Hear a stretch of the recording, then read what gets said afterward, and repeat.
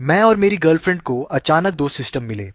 एक था 100 गुना बड़ा करने वाला सिस्टम और दूसरा था 100 गुना छोटा करने वाला सिस्टम।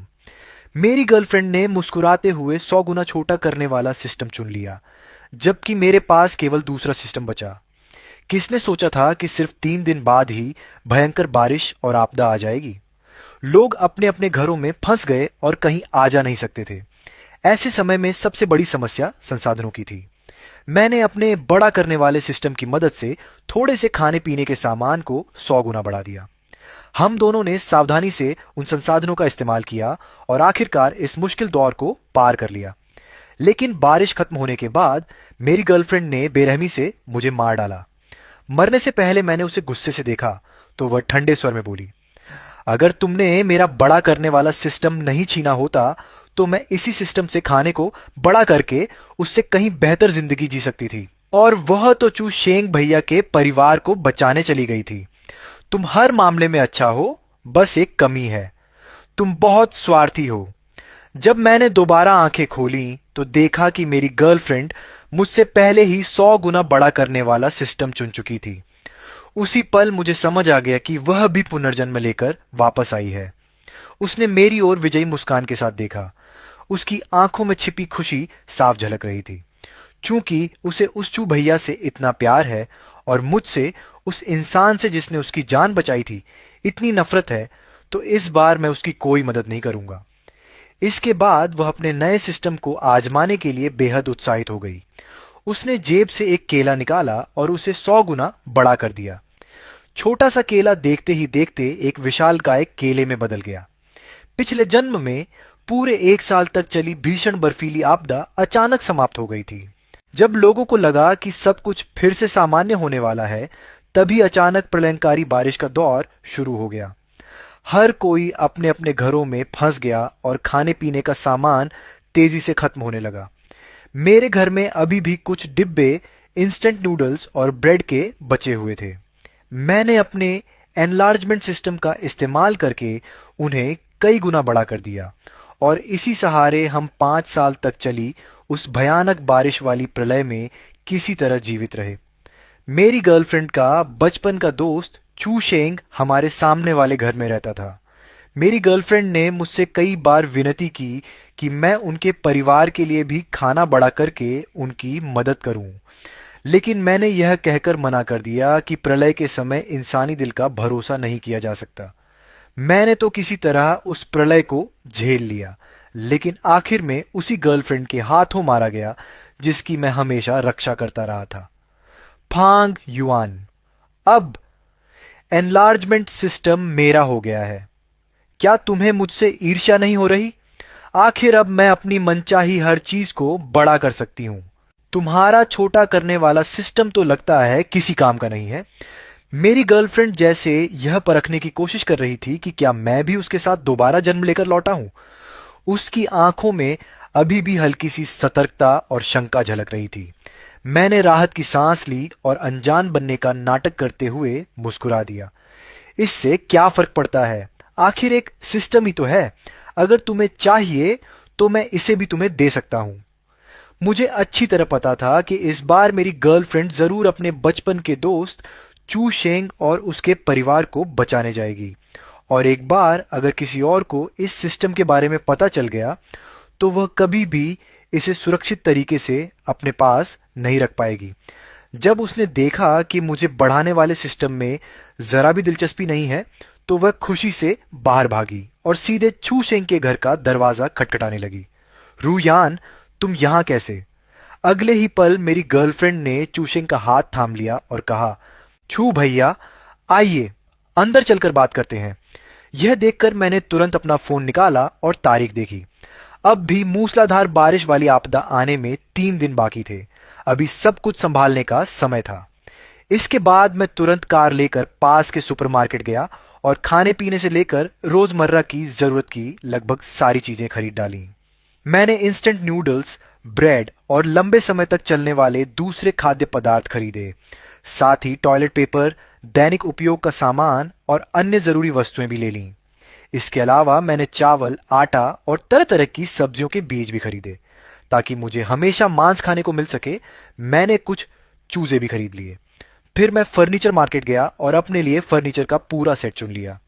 मैं अपने लिए एक बिल्कुल नया और आरामदायक घर तैयार करने वाला था। मेरा घर ऊंची मंजिल पर था। पिछले जन्म में भी, चाहे बारिश कितने ही समय तक क्यों न चली हो, उसने मेरे घर को कभी खतरे में नहीं डाला था। मैंने अपना घर छोड़ने का कोई इरादा नहीं किया था। बस मैं एक अलग तरीके से जीने की तैयारी कर रहा था। इस दौरान मैं पागलों की तरह खरीदारी करता रहा। जब तक मेरे बैंक कार्ड का आखिरी पैसा भी खर्च नहीं हो गया, मैं जरूरी सामान जुटाता रहा। दूसरी तरफ मेरी गर्लफ्रेंड को पता था कि भीषण बारिश और आपदा आने वाली है। फिर भी उसने न तो कोई तैयारी की और न ही कोई चिंता दिखाई, क्योंकि उसे भरोसा था कि उसके विस्तार सिस्टम की मदद से वह खाने पीने की चीजों को कई गुना बड़ा कर सकती है। इसलिए वह बिल्कुल भी घबराई नहीं, बल्कि कहीं ना कहीं इस आपदा का इंतजार कर रही थी। मैं अच्छी तरह जानता था कि वह किस बात की उम्मीद कर रही है।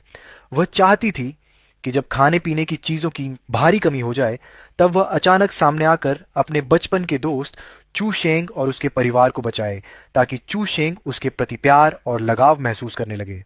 मैं हमेशा यही समझता था कि उसे चू शेंग के लिए बस थोड़ा बहुत लगाव है, लेकिन अब समझ आया कि वह तो पूरी तरह से प्यार में अंधी हो चुकी थी। शाम को जब मेरी गर्लफ्रेंड घर लौटी, तो उसकी आंखों में प्यार ही प्यार झलक रहा था। ऐसा लग रहा था मानो वह पहले ही छू शेंग के साथ मोहब्बत की दुनिया में खो चुकी हो। फांग युआन, अगर मैं छू शेंग के परिवार को बचा लूं, तो क्या तुम्हें लगता है कि चू शेंग मुझसे प्यार करने लगेगा? नहीं। मेरी बात सुनते ही वह तुरंत भड़क गई। नामुमकिन। चू भैया मुझे जरूर पसंद करेंगे। फांग युआन, सच सच बताओ, क्या तुम जानबूझकर ऐसा कह रहे हो? क्या तुम्हें मेरी डांट खानी है? मैंने उसकी बातों पर कोई ध्यान नहीं दिया। बस सिर झुकाकर मोबाइल पर अपने लिए जरूरी सामान ऑनलाइन खरीदता रहा। एक बार मैं उसकी वजह से अपनी जिंदगी बर्बाद कर चुका था। अब मैं वही गलती दूसरी बार कभी नहीं दोहराने वाला था। फांग युआन, तुम्हारे पास अभी भी पैसे हैं क्या? मुझे कुछ 10-20 हजार रुपए उधार दे दो। मैं थोड़ा खाने पीने का सामान खरीदना चाहती हूँ। नहीं, मैंने अभी अभी एक फ्रिज खरीद लिया है। मेरे सारे पैसे खर्च हो गए हैं। यह सुनते ही गर्लफ्रेंड फिर से भड़क उठी। लगता है मैंने तुम्हें ज्यादा ही सिर चढ़ा रखा है। तुम फ्रिज खरीद कर क्या करोगे? मैंने शांत होकर कहा, मैंने अपने पैसों से एक फ्रिज खरीदा है, इसमें क्या दिक्कत है? तुम्हारी प्रतिक्रिया इतनी तीखी क्यों है? उसे भी एहसास हो गया कि वह कुछ ज्यादा ही उत्तेजित हो गई थी, इसलिए उसने तुरंत खुद को संभाल लिया। न नहीं, मैं तो बस जिज्ञासावश पूछ रही थी। तुम्हारी तनख्वाह वैसे भी ज्यादा नहीं है, मुझे बस चिंता थी कि कहीं तुम्हें पैसों की तंगी ना हो जाए। फिर उसने मुस्कुराते हुए कहा, बेबी, मुझे याद है तुम्हारे कमरे में अभी थोड़ा बहुत खाने का सामान रखा था ना? मैंने उसकी ओर देखा। वह आगे बोली, मैंने वह सब सोसाइटी में रहने वाले अकेले और बुजुर्ग लोगों को दे दिया। आखिर उनकी जिंदगी भी आसान नहीं है। फिर उसने मुस्कुराकर पूछा, तुम नाराज तो नहीं हो ना? उसके चेहरे पर बेहद उजली मुस्कान थी, मानो वह मेरे मुंह से अपनी तारीफ सुनने का इंतजार कर रही हो। मुझे यकीन नहीं हो रहा था कि दोबारा जीवन मिलने के बाद भी मेरी गर्लफ्रेंड बिल्कुल नहीं बदली थी। उसे न सिर्फ अपनी मनचाही विस्तार बढ़ाने वाली सिस्टम मिल गई थी, बल्कि उसने मेरी बची खुची आखिरी राशन सामग्री भी किसी और को दे दी। यह साफ था कि वह मुझे पूरी तरह बर्बाद करना चाहती थी। अपनी गर्लफ्रेंड के चेहरे पर खिली मुस्कान देखकर मेरे मन में उसके लिए और भी ज्यादा नफरत भर गई। मैं हमेशा यही समझता था कि मैंने उसके साथ बहुत अच्छा व्यवहार किया है।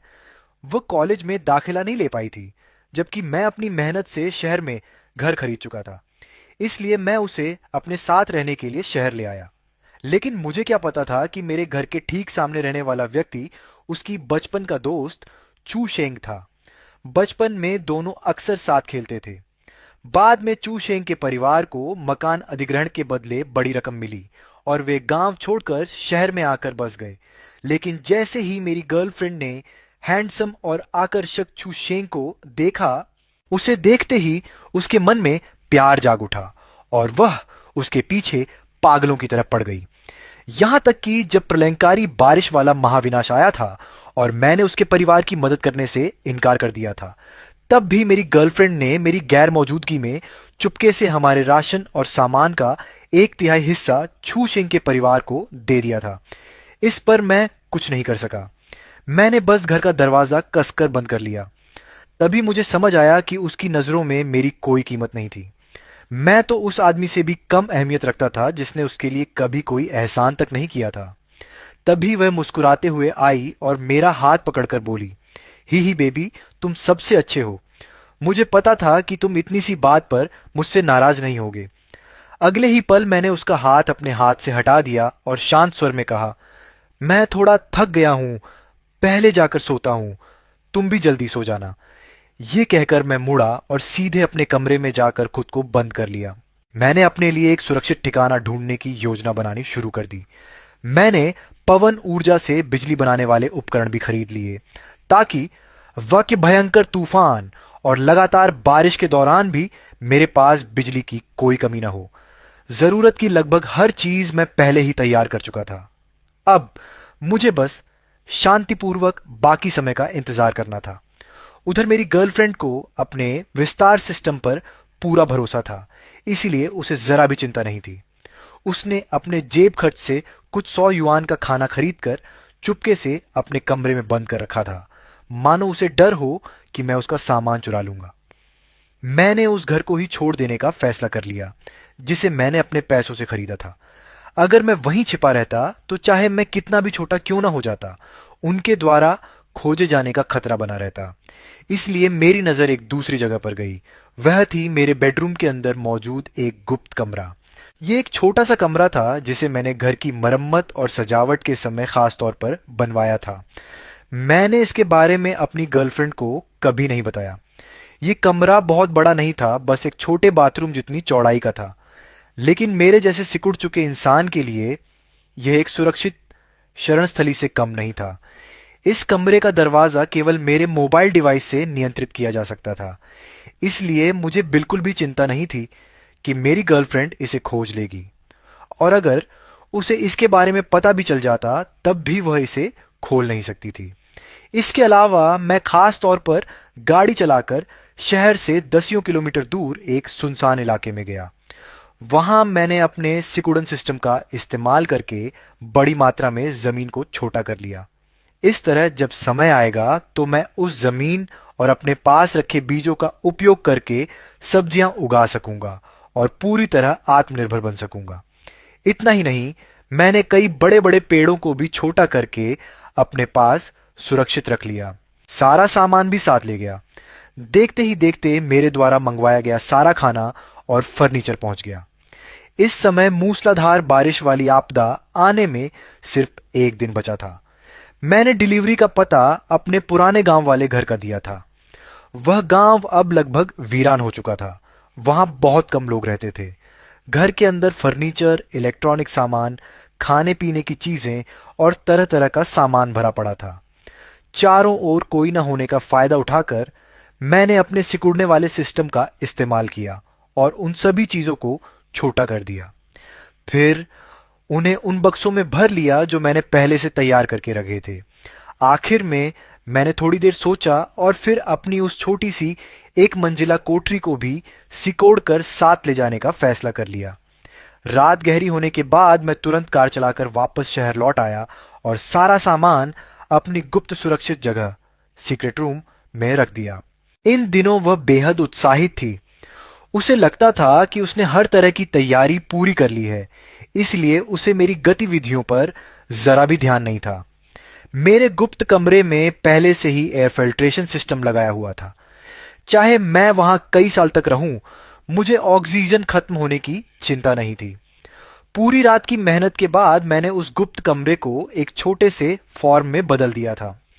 बेहद छोटे छोटे मुर्गे मुर्गियाओं हल्की सी आवाज करते हुए घास के ढेर में कीड़े ढूंढ रहे थे। फॉर्म के बाहर मेरा छोटा सा घर भी था जिसमें जरूरत के सभी घरेलू उपकरण मौजूद थे। अब मैं पूरी तरह निश्चिंत था।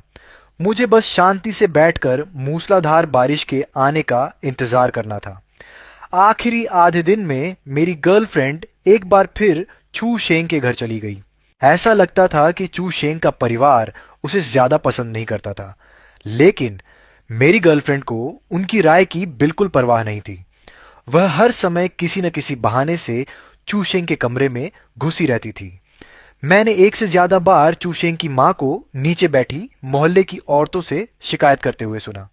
सामने वाले घर की वह लड़की बिल्कुल भी शर्म हया नहीं जानती। इतनी बड़ी हो गई है, फिर भी हर रोज मेरे बेटे के कमरे में घुसी रहती है। ये सुनते ही एक आंटी ने मजाक करते हुए कहा, मुझे तो लगता है कि उसे तुम्हारा बेटा पसंद है। लगता है जल्द ही तुम्हें बहू मिलने वाली है। चू शेंग की मां ने तुरंत नाक भौं सिकोड़ते हुए जवाब दिया, तुम नहीं जानती, वह तो कॉलेज तक पास नहीं कर पाई। उम्र भी 20 से ऊपर हो गई है, लेकिन आज तक कोई ढंग की नौकरी नहीं मिली। पूरे दिन घर पर पड़ी रहती है। सुना था कि वह अपने चचेरे भाई के सहारे जी रहा है। मेरा बेटा लंबा चौड़ा, हैंडसम और अच्छी नौकरी वाला है। वह उसके लायक कहाँ है? मैंने कुछ नहीं कहा और सब कुछ अनसुना कर दिया। मूसलाधार बारिश आने में अब सिर्फ 1 घंटा बाकी था। मैंने अपनी गर्लफ्रेंड को फोन किया। क्या हुआ फांग युआन? मैं अभी बहुत व्यस्त हूं। कंपनी में कुछ काम आ गया है। मैं आज रात ओवरटाइम करूंगा, इसलिए घर नहीं लौटूंगा। गर्लफ्रेंड कुछ पल के लिए झिंझकी, लेकिन आखिर में उसने मुझे किसी भी तरह की चेतावनी नहीं दी। मुझे पहले से ही पता था कि वह मुझे सावधान रहने के लिए कभी नहीं कहेगी। वैसे भी मैंने यह फोन सिर्फ उसे भ्रमित करने के लिए किया था, ताकि उसे लगे कि मैं घर छोड़कर जा चुका हूं। फोन रखने के बाद मैंने अपने मोबाइल से नियंत्रण करते हुए बेडरूम के अंदर बने गुप्त कक्ष का दरवाजा खोल दिया। मैंने एक बार फिर अपने सिकुड़ने वाले सिस्टम का इस्तेमाल किया, लेकिन इस बार मैंने किसी वस्तु को नहीं, बल्कि खुद को ही छोटा कर लिया। जो गुप्त कमरा पहले बहुत छोटा लगता था, अब मेरे लिए बेहद विशाल दिखाई दे रहा था। मैंने खुद को छोटा करने का जोखिम इसलिए उठाया क्योंकि पिछले जन्म में मैंने एक बात पर ध्यान दिया था। जिन चीजों को बढ़ाने वाले सिस्टम से बड़ा किया गया था, वे मूसलाधार बारिश खत्म होने के बाद चमत्कारिक रूप से अपने मूल आकार में वापस लौट आई थीं। इसीलिए मैंने अनुमान लगाया कि सिकुड़ने वाला सिस्टम भी ऐसा ही होगा। जब यह लगातार बारिश खत्म होगी तो सिस्टम का प्रभाव भी समाप्त हो जाएगा और जो कुछ छोटा किया गया है वह फिर से अपने असली आकार में लौट आएगा। जमीन, हरे भरे पेड़, चूजे और छोटा सा घर देखकर मेरे मन में एक अलग ही संतोष भर गया। अब मुझे इस प्रलयंकारी बारिश की कोई चिंता नहीं थी। गर्लफ्रेंड के घर पर न होने का फायदा उठाकर मैंने चैन की सांस ली। मैंने अपने घर के अंदर और बाहर वाले गलियारे में अदृश्य कैमरे लगा दिए थे। इस तरह मैं अपने मोबाइल पर वीडियो देखकर घर के अंदर और बाहर होने वाली हर गतिविधि पर नजर रख सकता था। एहतियात के तौर पर मैंने चू शेंग के घर के बाहर भी एक कैमरा लगा दिया था। अब मैं पूरी तरह दुनिया से कटा हुआ था। बाहरी दुनिया से संपर्क करने के लिए मेरे पास केवल मेरा मोबाइल, लैपटॉप और टैबलेट ही बचे थे। कई दिन बीत गए, लेकिन मूसलाधार बारिश रुकने का नाम नहीं ले रही थी। उल्टा उसने शहर की यातायात व्यवस्था को बुरी तरह प्रभावित कर दिया था। मेरे गायब हो जाने पर मेरी गर्लफ्रेंड को भी कोई खास हैरानी नहीं हुई। शायद उसे लगा होगा कि मैं बाढ़ में बहकर मर चुका हूं। इन दिनों मैं अपने छोटे से फार्म में ही खेती बाड़ी करने में व्यस्त था। मैं सब्जियां उगा रहा था और मुर्गियों को दाना खिला रहा था। चिंता बस एक ही बात की थी, वे छोटे छोटे चूजे अक्सर मेरी लगाई हुई सब्जियों की नन्ही पौध खा जाते थे। खाली समय में मैंने निगरानी कैमरे की रिकॉर्डिंग देखी। तभी पता चला कि मेरी गर्लफ्रेंड चू शेंग को मेरे घर ले आई थी। दोनों लिविंग रूम में बैठे थे। मेरी गर्लफ्रेंड के चेहरे पर जीत भरी मुस्कान थी। चू शेंग भैया, तुम्हारे घर में अभी खाना बचा है? ज्यादा नहीं। काश मैंने पहले थोड़ा और राशन जमा कर लिया होता।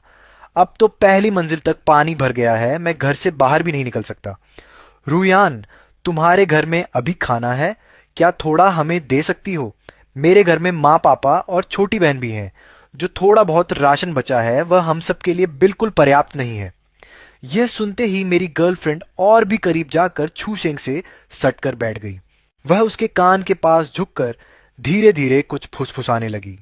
अगले ही पल छू शेंग अचानक खड़ा हो गया। उसके चेहरे पर अविश्वास साफ झलक रहा था। यह कैसे हो सकता है? ऐसी भी कोई चीज होती है? बिल्कुल होती है। यकीन नहीं है तो खुद देख लो। इतना कहते ही मेरी गर्लफ्रेंड ने अपना विस्तार प्रणाली, एनालार्जमेंट सिस्टम इस्तेमाल किया और मेज पर रखे एक सेब को बड़ा कर दिया। सेब देखते ही देखते कई गुना बड़ा हो गया और अपने भारी वजन से मेज पर जोर से टिक गया। चूशेंग के चेहरे का भाव अविश्वास से बदलकर खुशी और उत्साह में बदल गया। उसने तुरंत मेरी गर्लफ्रेंड के कंधे पकड़ लिए। रूयान, शुक्र है तुम हो, फिर तो तुम्हें हमारे घर का सारा खाना बड़ा करके देना होगा। ठीक है चूशेंग भैया। फिर वह हल्का सा मुस्कुराई। लेकिन मेरी एक छोटी सी शर्त है। कहो, क्या शर्त है? मैं तुम्हें पसंद करती हूं, ये बात तो तुम जानते ही हो, है ना? छू शेंग भैया, जब मैं तुम्हारे पूरे परिवार को बचा सकती हूं, तो क्या तुम भी मुझे पसंद नहीं कर सकते? मेरी गर्लफ्रेंड शर्माते हुए अपने चेहरे को दोनों हाथों से ढक लिया। उसे जरा भी एहसास नहीं हुआ कि चू शेंग के चेहरे पर भाव कितने जटिल थे। उसकी आंखों में न सिर्फ उलझन, बल्कि हल्की सी घृणा भी झलक रही थी। लेकिन अगले ही पल चू शेंग ने अपने चेहरे पर प्यार जताने वाला भाव ओढ़ लिया। उसने मेरी गर्लफ्रेंड का हाथ थाम लिया और नरम आवाज में कहा, यह कैसी बेवकूफी भरी बात कर रही हो? क्या हम दोनों पहले से ही साथ नहीं हैं? तुम जानती हो, बचपन से ही हम एक दूसरे के सबसे करीबी रहे हैं। अब तो मैं भी तुम्हें पसंद करता हूं। जब यह मूसलाधार बारिश और आपदा खत्म हो जाएगी, तब मैं तुमसे शादी करूंगा। यह सुनकर मेरी गर्लफ्रेंड खुशी से झूम उठी और उसने चू शेंग के गले में बाहें डाल दी। सचमुच मुझे पता था कि चू शेंग भैया भी मुझे पसंद करते हैं। फिर अचानक उसे एक बात याद आई। लेकिन फांग युआन का क्या होगा? उसने कहा। वह तो ओवरटाइम करने गई थी। अब इतनी देर से लगातार बारिश हो रही है, लगता है वह कब की मर चुकी होगी। छू शेंग के चेहरे पर एक पल के लिए शर्मिंदगी झलकी, लेकिन फिर उसने गर्लफ्रेंड को बहलाना शुरू कर दिया और उससे उसके कमरे में रखा सारा राशन और सामान भी निकलवा लिया। मैं मॉनिटर की स्क्रीन देख रहा था और मेरे मन में अजीब सी भावनाएं उमड़ रही थीं। मैंने आखिर इतनी बेवकूफ गर्लफ्रेंड कैसे बना ली? बेवकूफ होना तो एक बात है, लेकिन वह इतनी स्वार्थी और बुरी भी निकली। हालांकि अब इससे मेरा क्या लेना देना? वैसे भी मैं यहां छिपा हुआ हूं, किसी को मेरे बारे में पता चलने वाला नहीं है। मुझे बस आराम से अपनी छोटी सी दुनिया में जीना है और अपने दिन अच्छे से बिताने हैं। इसके बाद मैं अपने कमरे में वापस गया, अपने लिए गर्मा गर्म हॉट पॉट बनाया, फिर फ्रिज खोलकर एक ठंडी ड्रिंक निकाली और मजे से अपना डिनर खाने लगा। इतना ही नहीं, मैं बड़े चाव से खाना खा रहा था। मैंने खाने की तस्वीरें भी खींची और उन्हें सोशल मीडिया पर पोस्ट कर दिया। लेकिन मुझे बिल्कुल उम्मीद नहीं थी कि गर्लफ्रेंड तुरंत मेरी पोस्ट पर कमेंट कर देगी। फांग युआन, तुम कहाँ हो? सिर्फ कमेंट करना ही काफी नहीं था, उसने मेरे सैटेलाइट फोन पर भी कई संदेश भेज दिए। बेबी, बाहर इतनी तेज बारिश हो रही है, तुम ठीक तो हो? बेबी, तुम आखिर हो कहाँ? तुम तो हॉट पॉट भी खा रहे हो, मेरा भी खाने का मन कर रहा है। इतनी भयानक बारिश में मैं बाहर नहीं निकल सकती, तुम मेरे लिए भी थोड़ा खाना लेकर आ जाओ। उसके इन सवालों का मैंने एक भी जवाब नहीं दिया। मैंने बस अभी अभी पी गई ड्रिंक की एक और तस्वीर खींची और उसे भेज दी। तस्वीर देखते ही उसने तुरंत मुझे फोन कर दिया। बेबी, तुम अभी भी हॉट पॉट कैसे खा पा रहे हो? क्या तुम थोड़ा सा खाना मेरे लिए भी नहीं ला सकते? मैं तो कई दिनों से सिर्फ ब्रेड खाकर गुजारा कर रही हूं। हालांकि गर्लफ्रेंड ऐसा कह रही थी, लेकिन उसकी बेचैन आवाज से मैं उसका असली मतलब साफ समझ सकता था। वह दरअसल सोच रही थी, आखिर इस प्रलय जैसी बारिश में तुम इतना अच्छा खाना कैसे खा रहे हो? मैं हल्का सा मुस्कुराया और चारों तरफ नजर दौड़ाई। मेरे आसपास सब कुछ शांत था, मानो बाहर हो रही मूसलाधार बारिश का यहां कोई असर ही ना हो। मैंने फोन पर कहा, मैं अभी भी कंपनी में हूं, ये हॉट पॉट कंपनी की तरफ से है। बारिश इतनी ज्यादा हो रही है कि मैं घर वापस नहीं आ सकता। तुम घर में जो भी है उसी से काम चला लो। मेरी बात सुनते ही गर्लफ्रेंड पहले की तरह मीठे अंदाज में मुझसे लाड़ जताने लगी। प्लीज ना बेबी, घर की ब्रेड बिल्कुल अच्छी नहीं लग रही, मेरा भी हॉटपॉट खाने का मन कर रहा है। नहीं, मैंने साफ शब्दों में मना कर दिया।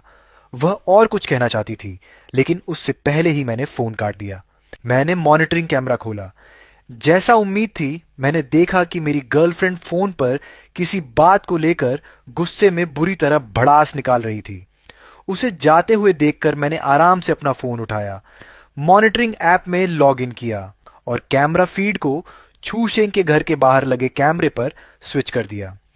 रूयान, तुम तो कमाल हो, अब हमारे घर में खाने पीने की कोई कमी नहीं रहेगी। अरे वाह, सच में हीरा मिल गया हमें। ये चूशेंग की माँ की आवाज थी। लगता था कि उनके परिवार को पहले ही पता चल चुका था कि मेरी गर्लफ्रेंड के पास चीजों को बड़ा करने वाला सिस्टम है। आंटी, आप मेरी इतनी तारीफ मत कीजिए। इस सिस्टम से आपके परिवार की मदद कर पाना भी मेरी इच्छा है। आखिर भविष्य में हम सब एक ही परिवार बनने वाले हैं। ये कहते ही माहौल अचानक कुछ पल के लिए शांत हो गया। छू शेंग के माता पिता फिर तुरंत उसे खुश करने लगे। अरे बिल्कुल, अगर रुयान ना होती तो, वरना हमें इतना सारा खाना कैसे मिलता। छू शेंग का तुम्हारे साथ होना तो उसकी किस्मत है। मैं तो पहले से कहता था, तुम लड़की बहुत प्यारी और मनमोह लेने वाली हो। उनकी बातों से मेरी गर्लफ्रेंड इतनी खुश हो गई कि उसे कुछ और सूझ ही नहीं रहा था। मैंने ठंडी हंसी हंसी और मॉनिटरिंग बंद कर दी। चू शेंग का पूरा परिवार कैसा है, ये मैं अच्छी तरह जानता था।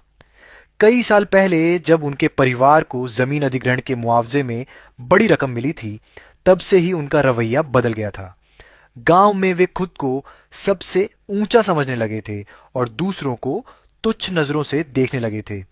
पहले के लगभग सारे रिश्तेदार और दोस्त भी उनसे दूर हो गए थे, क्योंकि उन्होंने खुद ही सबको अपमानित करके भगा दिया था। उन्हें हमेशा लगता था कि जो भी उनके करीब आता है वह सिर्फ उस मुआवजे के पैसे के लालच में आता है। गांव के बहुत से लोग कहा करते थे कि उन्हें अपनी दौलत का बहुत घमंड हो गया है। यहां तक कि अगर गांव का प्रधान भी उसके घर के सामने से गुजरते हुए एक घूंट पानी मांग ले तो वह उसे भी नहीं देती थी। ऐसी इंसान भला मेरी गर्लफ्रेंड के साथ सच्चे दिल से कैसे पेश आ सकती थी। और वह छू शेंग भी। बचपन से ही मुझे उसके अंदर एक घमंडी स्वभाव दिखाई देता था। वह सामने और पीठ पीछे कई बार मेरी गर्लफ्रेंड की बुराई कर चुका था। उसके दिल में कभी भी मेरी गर्लफ्रेंड के लिए सम्मान नहीं था, लेकिन मैं उनके मामलों में दखल नहीं दे सकता था। आखिरकार मैं अब 100 गुना छोटा हो चुका था। कुछ ही देर बाद मेरी गर्लफ्रेंड का फोन आ गया। फोन के दूसरी तरफ उसकी आवाज बेहद गर्व से भरी हुई थी। फांग युआन, तुम्हें एक खुशखबरी बताऊं, मैं और चू शेंग अब साथ हैं। अच्छा, मैंने शांत स्वर में जवाब दिया और मुर्गियों को दाना खिलाते हुए कहा।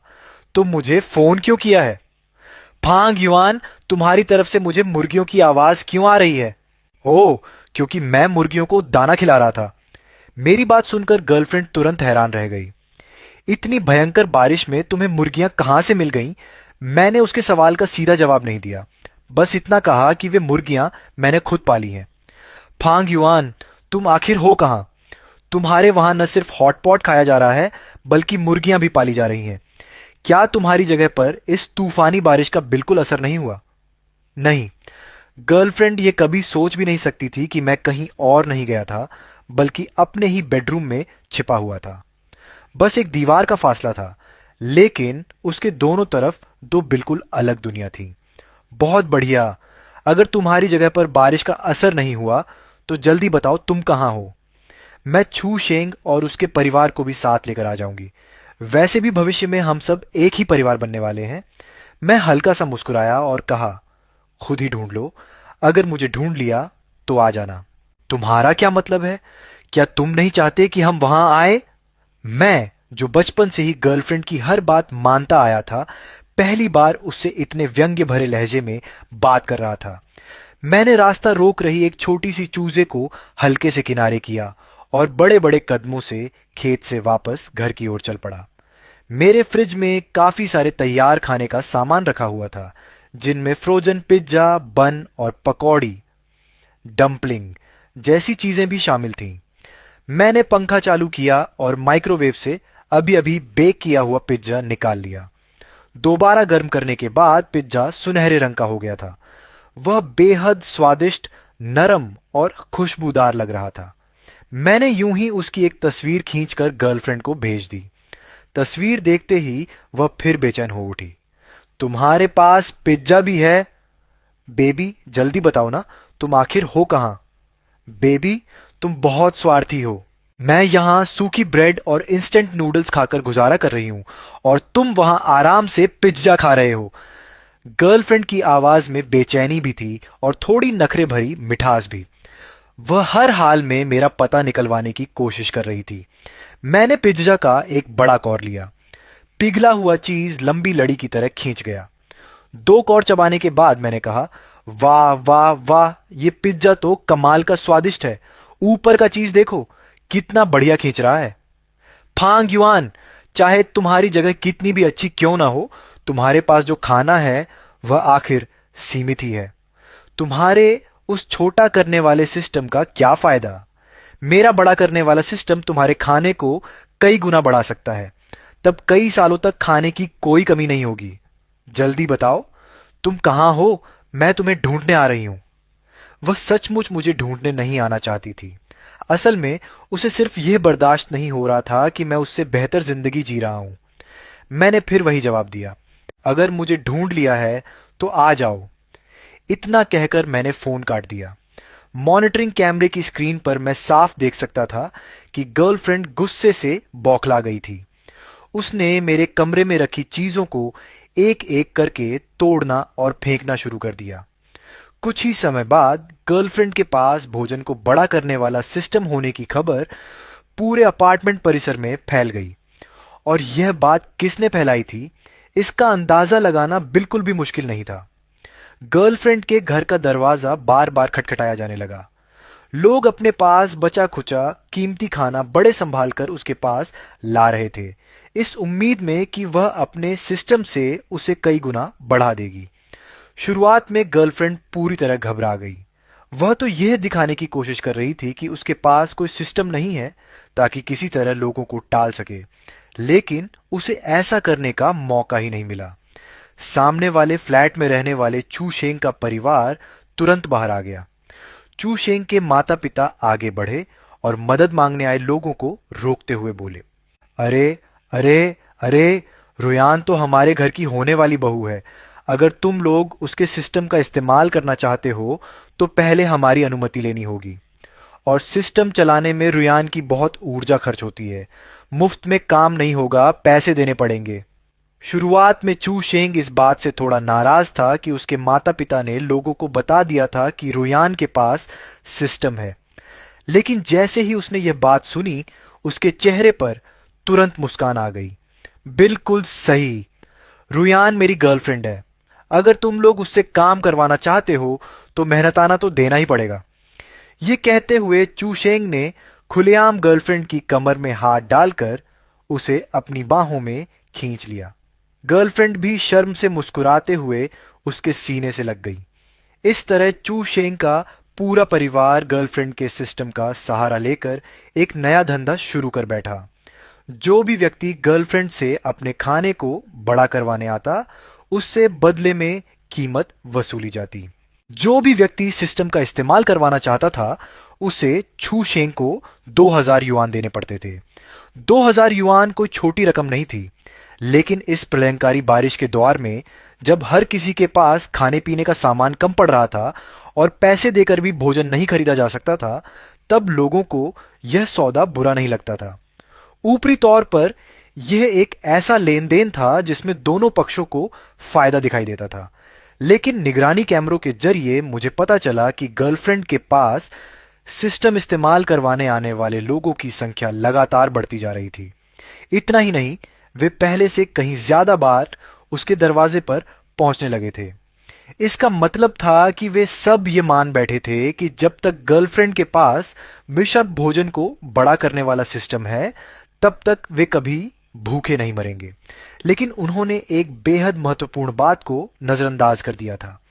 सिस्टम खाने को बड़ा तो कर सकता था, लेकिन उसकी पहली शर्त यह थी कि आपके पास खाने की कोई चीज मौजूद हो। और एक ही वस्तु पर सिस्टम सिर्फ एक बार इस्तेमाल किया जा सकता था।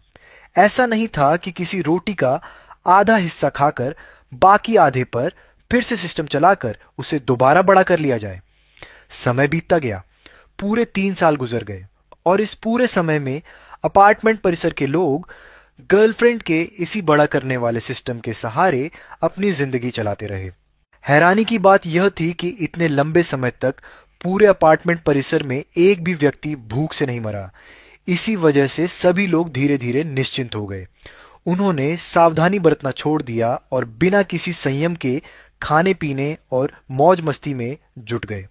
लेकिन तीसरे साल के आखिर तक पहुंचते पहुंचते संकट आखिरकार सामने आ ही गया। लगभग हर घर का राशन खत्म होने की कगार पर था। जो थोड़ा बहुत खाना बचा भी था, वह गर्लफ्रेंड के सिस्टम से बड़ा करने के बाद भी पर्याप्त नहीं पड़ रहा था। संसाधन बेहद सीमित हो चुके थे। अब बड़ा करने वाला सिस्टम पहले जैसा लाभ नहीं दे रहा था। नतीजा यह हुआ कि पूरे अपार्टमेंट परिसर का माहौल दिन ब दिन अराजक होता गया। हर तरफ खाने और दूसरे संसाधनों को लेकर झगड़े, मारपीट और विवाद होने लगे। उधर गर्लफ्रेंड बहुत पहले ही चूशेंग के घर में जाकर रहने लगी थी और खुद को उनके परिवार का हिस्सा मानने लगी थी। निगरानी कैमरों से उनकी बातें सुनकर मुझे पता चला कि चूशेंग का परिवार भी यह समझ चुका था कि अब गर्लफ्रेंड के पास सिस्टम इस्तेमाल करवाने आने वाले लोगों की संख्या लगातार घट रही है। इस धंधे से अब पैसे कमाना बहुत मुश्किल हो गया था। लेकिन मेरी गर्लफ्रेंड फिर भी चूशेंग के घर का खाना खा रही थी और वहीं रह रही थी। धीरे धीरे उसकी मौजूदगी से पूरा परिवार परेशान और नाराज होने लगा। आखिरकार उन्होंने कोई बहाना बनाकर उसे घर से निकालने की योजना बनाई। तब छू शेंग ने अचानक उसे ब्रेकअप कर लिया और बेहद बेरुखी से कहा, मैं अब तुमसे प्यार नहीं करता। यह सुनकर मेरी गर्लफ्रेंड फूट फूट कर रोने लगी। वह उसे चिपक कर रिश्ता बचाने की कोशिश करती रही, लेकिन चू शेंग के परिवार ने उसे सीधे घर से बाहर निकाल दिया। इस बारिश वाली प्रलय में किसी को इस बात से फर्क नहीं पड़ता था कि वह किससे प्यार करती है। हर इंसान की नजर सिर्फ अपने फायदे और अपने अस्तित्व पर टिकी हुई थी। मेरी गर्लफ्रेंड ने अपने घर के बाहर एक दिन और एक रात तक रो रो कर हंगामा किया, लेकिन कोई उसकी परवाह करने वाला नहीं था। आखिर में वह शर्मिंदा और मायूस होकर वापस मेरे घर लौट आई, लेकिन तब तक घर की हालत बदल चुकी थी। चू शेंग का परिवार पहले ही घर का सारा सामान उठाकर ले जा चुका था। अब वह मकान सिर्फ एक खाली खोल बनकर रह गया था। हालांकि मेरी गर्लफ्रेंड उनके घर के बाहर जाकर खूब हंगामा करती रही, लेकिन बदले में उसे सिर्फ गालियां ही मिली। उधर मैं अपने छोटे से फार्म में आराम और सुकून से जीवन बिता रहा था। जब भूख लगती तो खेत से ताजी हरी सब्जियां तोड़कर थोड़ा मांस के साथ भून लेता, और अगर खाना बनाने का मन नहीं होता तो फ्रिज से तैयार रखा हुआ खाना निकालकर जल्दी से गर्म कर लेता। खाली समय में अपने लिए कोई ठंडा पेय भी बना लेता और आराम से उसका आनंद उठाता। हर सुबह उठते ही मेरा पहला काम मुर्गियों को दाना खिलाना होता था।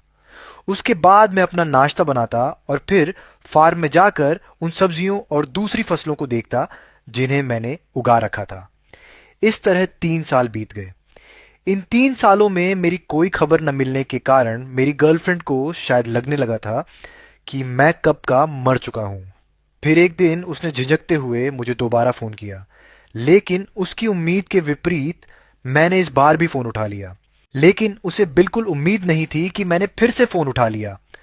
फांग युआन, तुम अभी भी जिंदा हो, यह तो बहुत अच्छी बात है।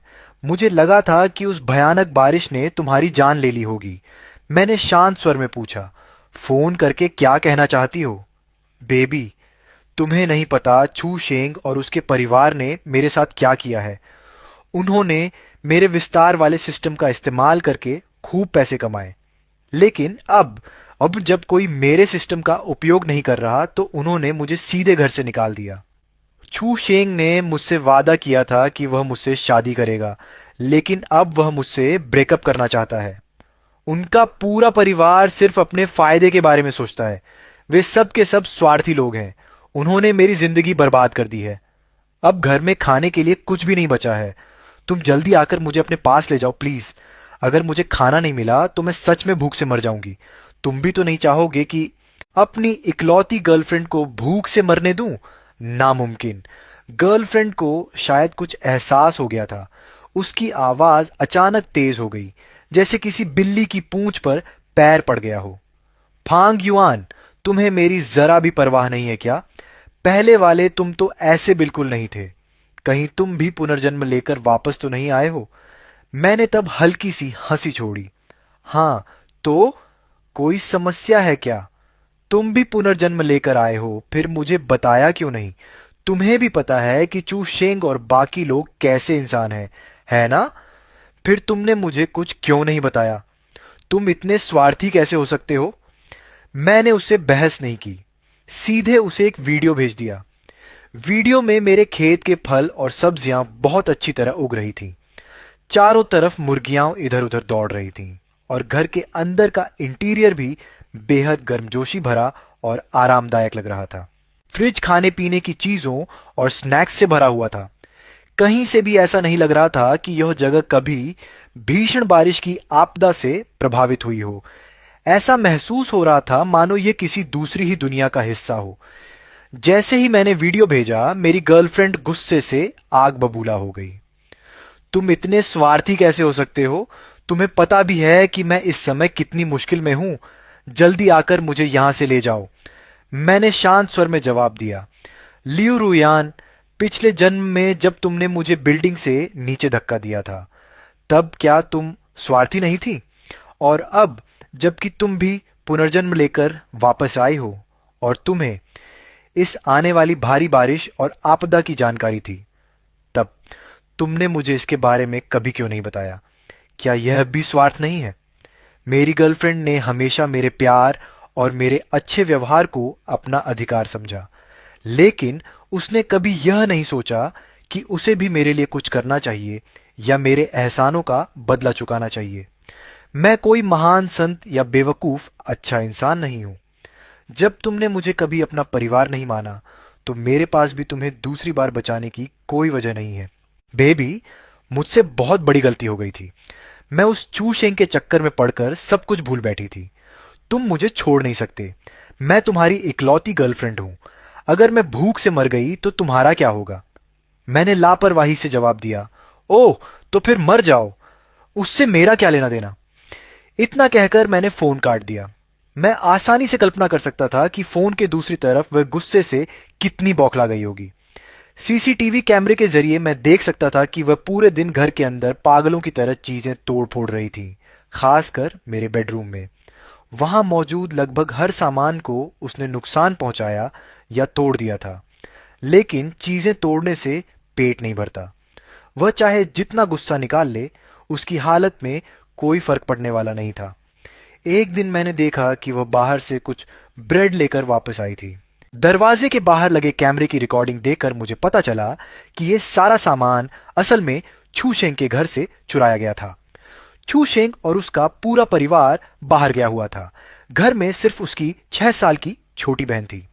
मेरी गर्लफ्रेंड ने उसे बहला फुसलाकर दरवाजा खुलवा लिया और फिर उनके घर का सारा खाना और राशन चुरा लिया।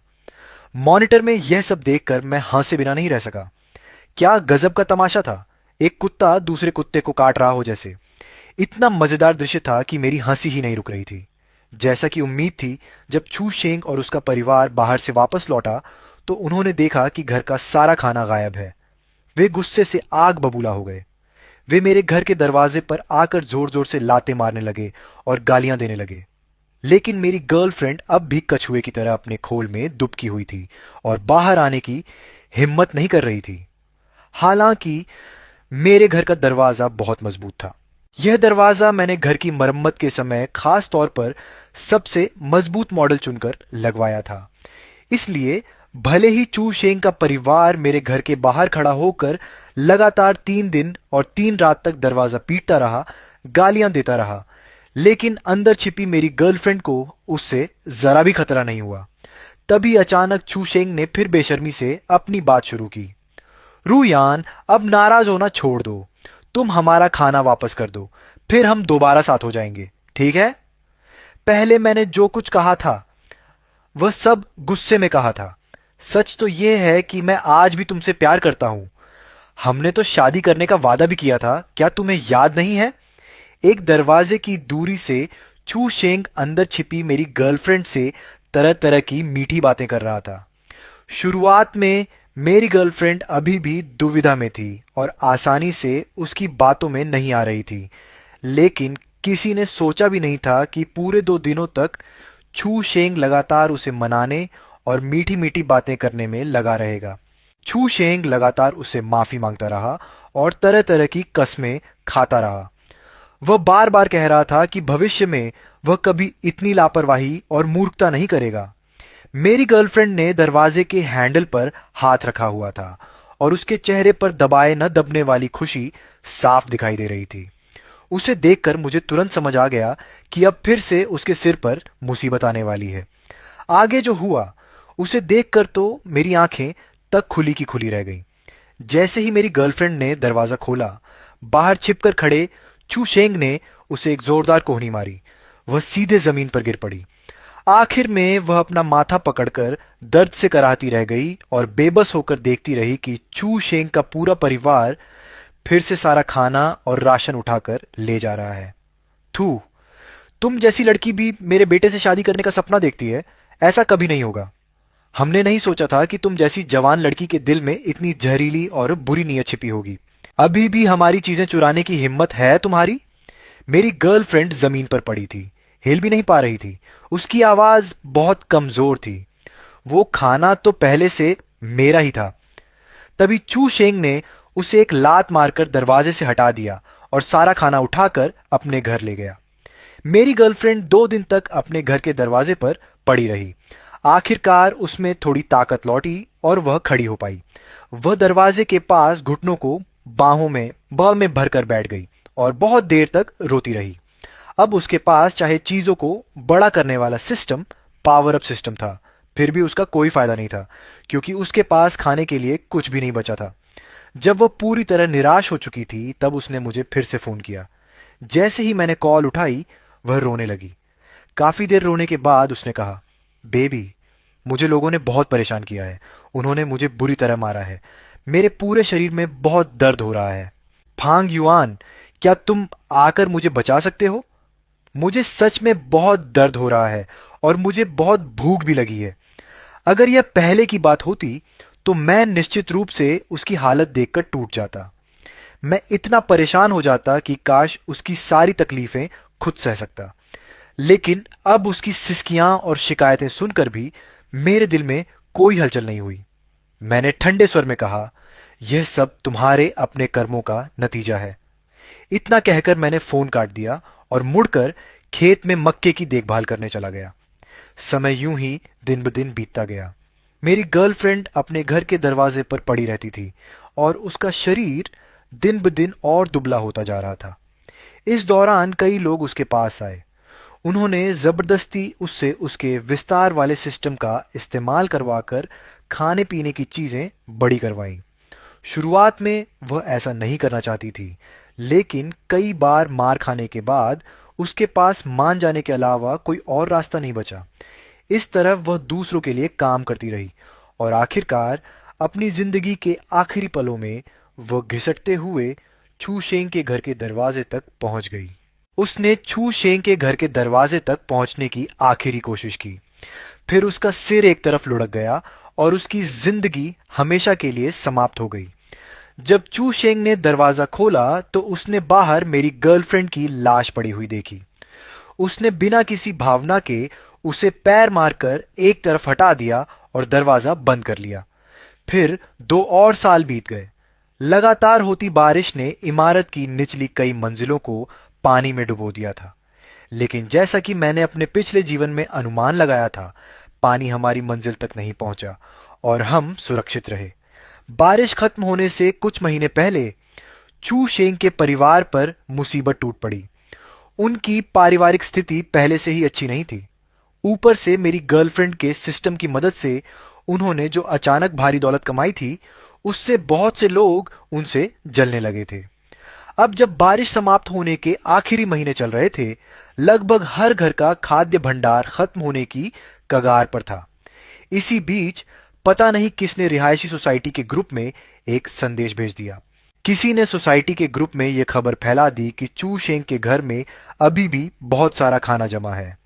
यह सुनते ही कई लोग हथियार उठाकर झुंड के झुंड में उनके घर के बाहर पहुंच गए। वे दरवाजा पीटते, गालियां देते और चिल्लाते हुए कहते, सारा राशन बाहर निकालो। लेकिन चू शेंग और उसका परिवार न केवल खाना देने से इनकार कर रहा था, बल्कि बाहर खड़े लोगों को उल्टा बुरा भला भी कह रहा था। उनके इस व्यवहार ने भीड़ को पूरी तरह भड़का दिया। फिर कई समूहों ने आपस में मिलकर योजना बनाई कि वे बारी बारी से उनके घर का दरवाजा तोड़ने की कोशिश करेंगे। इसके बाद दरवाजा पीटने की आवाज दिन रात लगातार गूंजती रही। आखिरकार 4 दिन बाद चू शेंग के घर का मुख्य दरवाजा पूरी तरह तोड़ दिया गया। घर के अंदर जमा सारा खाना और सामान लूट लिया गया। कुछ ही समय में उनका पूरा भंडार खाली हो गया। छू शेंग और उसके परिवार के लोग जमीन पर बैठकर फूट फूट कर रोने लगे। अब उनके पास खाने के लिए कुछ भी नहीं बचा था और बिना भोजन के वे आने वाले आखिरी कुछ महीनों तक किसी भी हालत में जीवित नहीं रह सकते थे। और मैं अपने छोटे से फार्म में आराम से खाता पीता रहा। हालात ऐसे थे कि इस दौरान मेरा वजन उल्टा लगभग 5 किलो बढ़ गया। आखिरकार मैं उस दिन तक जीवित रहा जिसका मैं इतने वर्षों से इंतजार कर रहा था। तभी मेरे मोबाइल पर एक सूचना आई, महावृष्टि समाप्त हो चुकी है। मैंने सिर उठाकर आसमान की ओर देखा। हजारों परतों वाले काले बादलों को चीरते हुए सूरज आखिरकार बाहर निकल आया था। सुनहरी धूप धरती पर बिखर रही थी और लंबे समय बाद दुनिया में फिर से जीवन की एक किरण दिखाई दे रही थी। उस समय मैं खेत में मक्के की गुड़ाई कर रहा था कि अचानक मुझे अपने शरीर में एक अजीब सा बदलाव महसूस हुआ। मेरे सामने का छोटा सा फार्म और घर अचानक बेहद बौने और छोटे लगने लगे। मैं तुरंत समझ गया कि मेरा शरीर फिर से अपने सामान्य आकार में लौट रहा है। मैंने मोबाइल निकालकर गुप्त कक्ष का दरवाजा खोल दिया। जब मैं बाहर निकला तो मेरी नजर पूरे घर पर पड़ी। घर के अंदर हर तरफ अव्यवस्था फैली हुई थी। कमरों का सामान बिखरा पड़ा था और पूरा मकान किसी उजड़े हुए खंडहर जैसा दिखाई दे रहा था। ये थोड़ा अजीब था। सिर्फ मेरा शरीर ही अपने सामान्य आकार में वापस लौटा था, जबकि बाकी सारी चीजें अपने पहले वाले आकार में ही थीं। शायद इसका कारण यह था कि विस्तार प्रणाली और सिकुड़न प्रणाली एक दूसरे से अलग थीं। आखिर सिस्टम जैसी चीज अपने आप में ही रहस्यमयी और अविश्वसनीय होती है। मैं खिड़की के पास खड़ा होकर बाहर का दृश्य देखने लगा। प्रलय से बच जाने वाले लोग एक एक करके अपने घरों से बाहर निकल रहे थे। वे आसमान की ओर देखकर जोर जोर से चिल्ला रहे थे, अपनी खुशी और राहत व्यक्त कर रहे थे। कई लोगों की आंखों में आंसू थे क्योंकि उन्होंने आखिरकार इस भयानक आपदा को पार कर लिया था। मैंने भी सिर उठाकर आसमान की ओर देखा और पूरी ताकत से चिल्लाया, इस बार मैं आखिरकार बच गया। समाप्त।